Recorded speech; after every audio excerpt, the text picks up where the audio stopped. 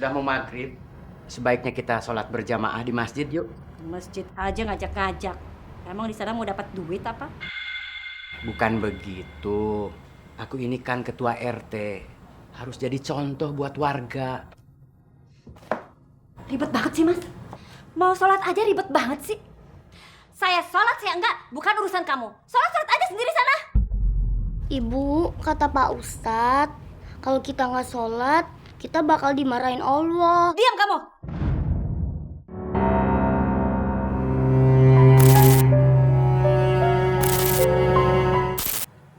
Kalau kampung kita damai.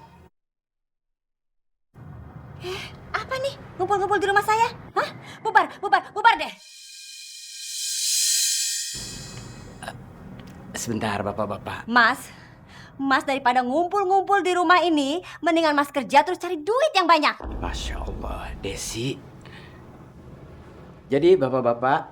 Gak apa-apa Pak RT, kalau begitu kami pulang aja dulu Pak RT. Cepet. Cepet keluar. Ini Aduh, belum diminum. bikin gerah aja. Desi, Des. Apa sih? Ibu ini kenapa sih? Baru pulang marah-marah. Ada apa? Nih, lihat. Kalung saya diambil sama rentenir pelit itu. Coba kalau Mas kerja terus banyak duitnya terus bisa bayarin hutang saya. Kan saya sudah bilang, nggak usah minjem-minjem sama Bu Sum itu. Kan udah tahu dia itu rentenir kejam, jahat. Udah, syukuri aja apa yang kita miliki. Apa? Nggak salah dengar. Disyukuri. Apanya yang disyukuri, Mas? Mas aja cuma jualan ayam keliling. Kita nggak punya apa-apa. Penghasilan Mas aja pas-pasan. Masih mau jadi ketua RT lagi. Ibu jangan marah-marah. Kenapa sih? Ibu kalau ketemu sama ayah, pasti ibu marah-marah. Kasihan ayah, Bu. Diam kamu. Ibu ini pusing mikirin ayah kamu. Ayah kamu ini hidupnya miskin dari dulu. Kamu mau miskin selamanya kayak ayah kamu? Hah?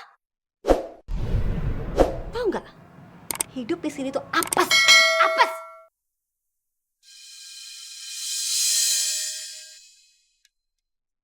Ayah, sabar ya ayah. Assalamualaikum warahmatullahi wabarakatuh. Saudara-saudara, ibu, dalam bahasa Al-Quran disebut al-um. Dari akar kata al-um timbul kata imam, timbul kata umat. Imam artinya pemimpin yang arif. Umat, rakyat yang taat azas. Tugas ibu bukan cuma melahirkan. Bahwa melahirkan berat itu sudah tentu pasti. Tapi tugas ibu yang utama adalah menciptakan pemimpin-pemimpin sejati dan rakyat yang soleh. Ini yang dimaksud dalam sebuah hadis oleh Rasulullah. Apabila sebuah bangsa kaum wanitanya rusak akhlaknya, bakal dipastikan negeri itu akan kacau balau keadaannya. Ada sebuah pelajaran berharga kepada kita. Tugas ibu itu sebenarnya adalah membina rumah tangga supaya memahami makna hakikat dan tugas-tugas keibuannya. Dia boleh berbuat apapun sepanjang itu buat kebajikan, tetapi tetap dalam kontrol seorang laki-laki yang penuh dengan kearifan dan kebijaksanaan. Nah, jadi kita membutuhkan kaum ibu yang bisa menciptakan generasi-generasi yang saleh dan saleha. Sudah tentu jalannya satu, menciptakan ibu itu orang-orang yang berakhlak mulia, sebab uswah, keteladanan, rumah tangga di dalam wawasan Islam adalah madrasah pertama dalam kehidupan. Semoga kaum ibu kita menjadi akhlak yang demikian. Bu, ini gimana? Kerjain sendiri. Boleh repot. Bu, udah mau maghrib, sebaiknya kita sholat berjamaah di masjid yuk. Masjid aja ngajak-ngajak. Emang di sana mau dapat duit apa? Bukan begitu. Aku ini kan ketua RT. Harus jadi contoh buat warga. Ribet banget sih, Mas. Mau sholat aja ribet banget sih.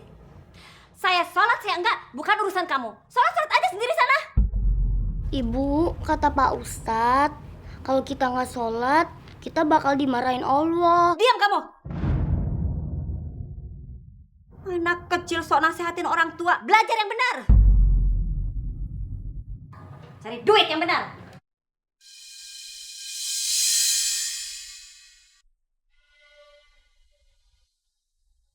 Assalamualaikum warahmatullah. Assalamualaikum warahmatullah. Alhamdulillah. Ya Allah, berikanlah hidayahmu pada istri hamba.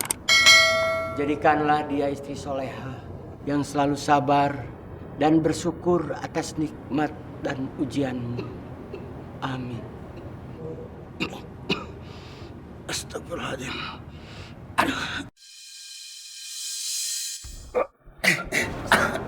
Kenapa, Pak? Dada saya sakit. Dada saya sakit. Sebentar, Pak. Saya carikan obat dulu, Pak. Iya. Jadi kamu bingung cari modal usaha untuk cari nafkah? Betul, Pak.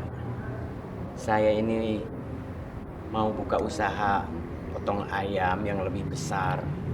Yang ayam-ayamnya dipotong dengan nama Allah, dengan menyebut nama Allah. Subhanallah. Bapak takjub dan kagum sama kamu. Bapak akan menolongmu. Bapak akan berikan modal usaha untuk kamu. 2,5% dari hasil penjualan rumah Bapak. Kamu mau menerimanya?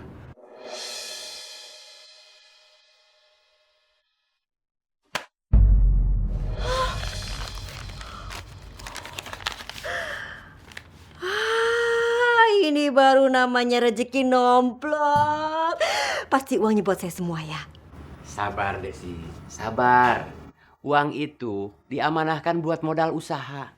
Saya mau beli ayam-ayam dan saya mau bikin tempat pemotongan ayam. Enggak bisa. Pokoknya semua uang ini buat saya. Saya mau beliin emas, buat belanja baju-baju, buat... Jangan Desi. Jangan. Uang itu diamanahkan buat modal usaha. Banget sih jadi suami.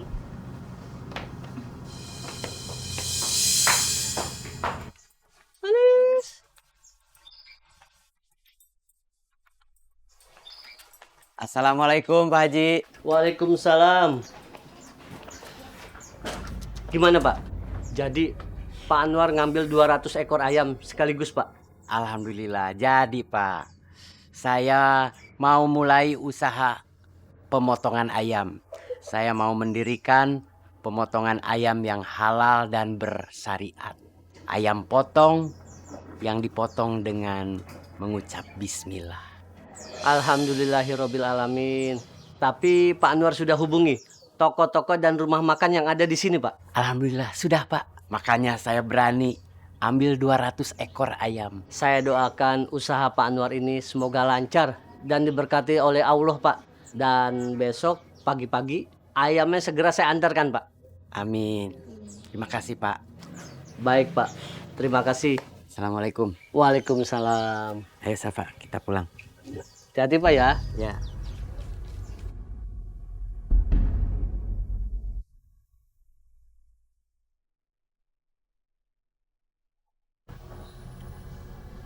Assalamualaikum.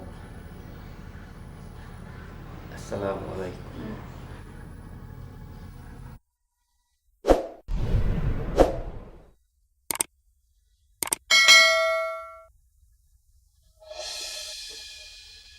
Dari mana kamu? Malam-malam baru pulang. Habis makan enak sama teman-teman. Kenapa? Jadi uang itu kamu gunakan buat makan-makan enak. Astagfirullahaladzim. Oh iya, Desi. Besok saya mulai usaha ayam potong halal. Lebih besar lagi. Jadi saya nggak usah keliling-keliling lagi.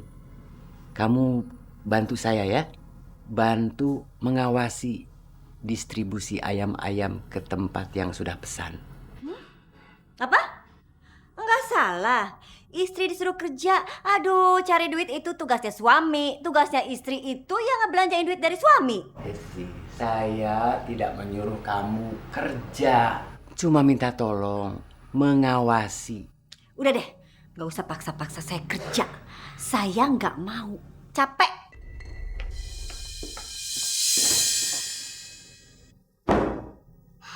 Ayah, kenapa sih ibu marah-marah terus? Nggak apa-apa. Ibumu lagi capek.